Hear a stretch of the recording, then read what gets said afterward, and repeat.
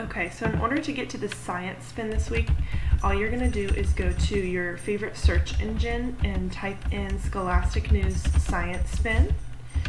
You'll search that. On the first page is going to pop up Science Spin 3 through 6. That's one we want for 3rd grade through 6th grade. You'll click into there. This screen should pop up. All you have to do now is log in. Click I am a student. It's going to prompt you for your password, which is in the document that I sent out this week.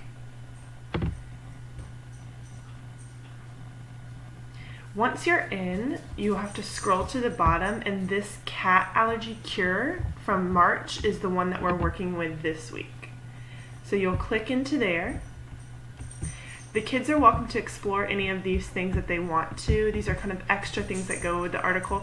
The thing that you're going to want to read is this right here. You click Open Presentation View. And in order to click through it, you just use these arrows side to side. It is a little small, so you can zoom in and zoom out with these buttons up top. And then the questions are on the back, or they're in the document that I attached in the email.